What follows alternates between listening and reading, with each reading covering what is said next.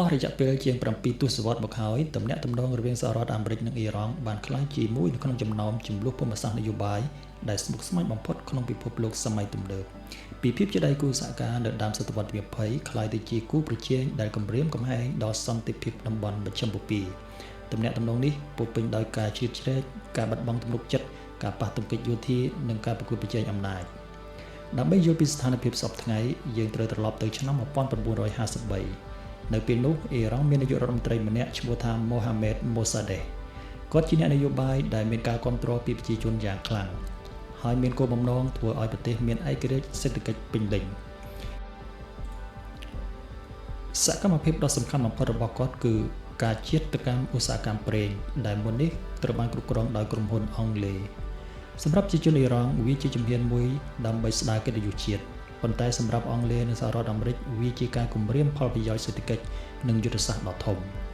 នៅបរិបទសង្គ្រាមត្រជាក់អាមេរិកព្រួយបារម្ភថាអ៊ីរ៉ង់អាចធ្លាក់ទៅក្នុងក្រោមឥទ្ធិពលរបស់សូវៀតដូច្នេះនៅក្នុងឆ្នាំ1953 CIA របស់អាមេរិកនិង MI6 របស់អង់គ្លេសបានគាំទ្រប្រតិបត្តិការដើម្បីផ្ដួលរំលំ Mossadegh បន្ទាប់ពីរដ្ឋប្រហារអំណាចត្រូវបានស្ដារឡើងវិញទៅឲ្យស្ដេច Mohammad Reza Pahlavi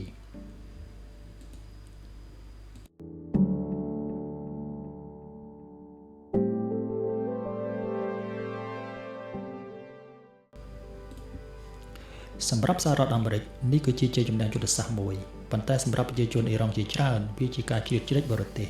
ដែលបំផ្លាញប្រជាធិបតេយ្យក្របពូជនៃការខឹងសម្បារចំពោះសហរដ្ឋអាមេរិកត្រូវបានដាក់បញ្ចូលចាប់ពីពេលនោះមកក្រោមរបបរបស់សាក់អ៊ីរ៉ង់ធ្វើទំនើបកម្មយ៉ាងលឿនមានការអភិវឌ្ឍសេដ្ឋកិច្ចការកសាងហេដ្ឋារចនាសម្ព័ន្ធនិងការរីកចម្រើនផ្នែកទីក្រុងទំនាក់ទំនងជាមួយនឹងទីក្រុង Washington កាន់តែជិតស្និទ្ធប៉ុន្តែរបបនេះក៏មានការគៀបសង្កត់ផ្នែកនយោបាយនិងការគ្រប់គ្រងបែបអធិបតេយ្យ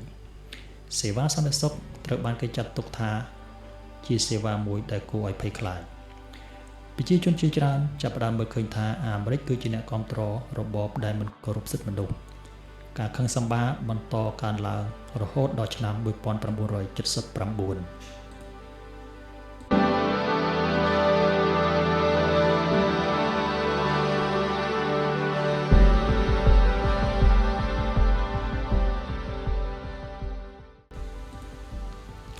នៅឆ្នាំ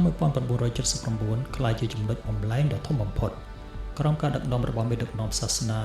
Ruhollah Khomeini បដិវត្តន៍អ៊ីស្លាមបានផ្ទុះឡើងសាសត្រូវបានបណ្តេញចេញពីប្រទេសហើយអ៊ីរ៉ង់បានក្លាយជាសាធារណរដ្ឋអ៊ីស្លាម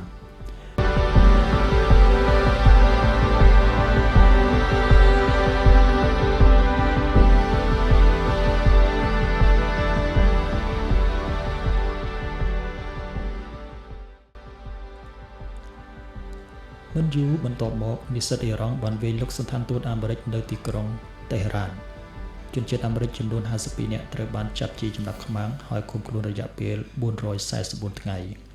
វិបត្តិនេះបានបំផ្លាញទំនាក់ទំនងការទូតទាំងស្រុងហើយបង្កើតភាពសត្រូវយ៉ាងជ្រាលជ្រៅរវាងប្រទេសទាំងពីរនៅឆ្នាំ1980ប្រទេសអ៊ីរ៉ាក់ក្រោមការដឹកនាំរបស់ Saddam Hussein បានវាយប្រហារអ៊ីរ៉ង់បង្កសង្គ្រាមរយៈពេល8ឆ្នាំសហរដ្ឋអាមេរិកបានផ្ដល់ការគាំទ្រផ្នែកមួយដល់អ៊ីរ៉ាក់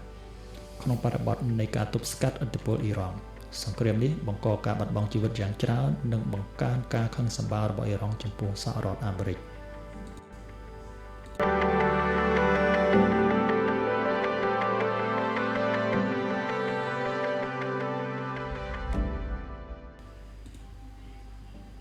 ចូលដល់សតវត្សទី21បញ្ហាធំបំផុតក្លាយជាកម្មវិធីនុយក្លេអ៊ែរ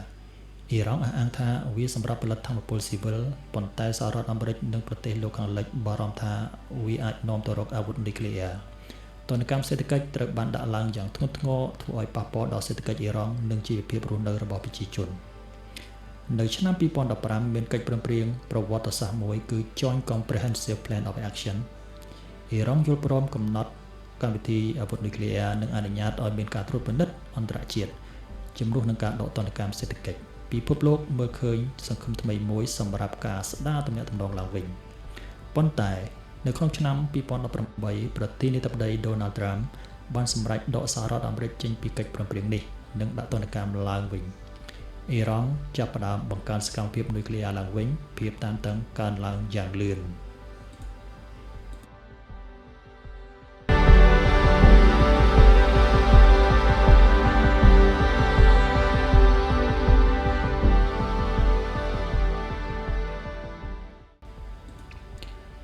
ខែមករាឆ្នាំ2020មេបញ្ជាការយោធាអ៊ីរ៉ង់កាសេមសូលីម៉ានីត្រូវបានសម្លាប់ដោយការវាយប្រហារដ្រូនរបស់សហរដ្ឋអាមេរិកនៅអ៊ីរ៉ាក់អ៊ីរ៉ង់បានវាយប្រហារវិញលើមូលដ្ឋានយោធាអាមេរិកពិភពលោកខិតជិតសង្គ្រាមពេញលេញប៉ុន្តែការប៉ះទង្គិចដ៏ធំនេះត្រូវបានជៀសវាងសប្តាហ៍ថ្ងៃទោះបីមានការចរចាជាបន្តបន្ទាប់ក៏ដោយការសង្ស័យនៅតែជ្រាលជ្រៅទណ្ឌកម្មនៅតែបន្តអ៊ីរ៉ង់បន្តអភិវឌ្ឍសមត្ថភាពបច្ចេកវិទ្យាពង្រឹងសម្ព័ន្ធភាពជាមួយប្រទេសដទៃខណៈសហរដ្ឋអាមេរិកបន្តរក្សាវត្តមានយោធានៅក្នុងតំបន់មជ្ឈិមបូព៌ា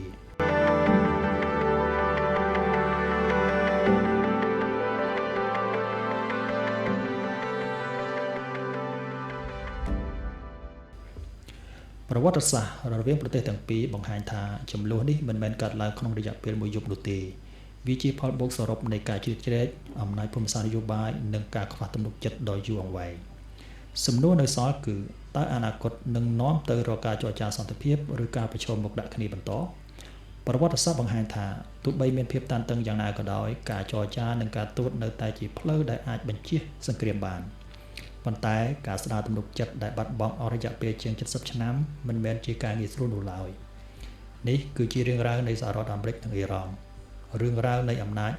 ការប្រកួតប្រជែងនិងសន្តិភាពដែលមិនទាន់ច្បាស់លាស់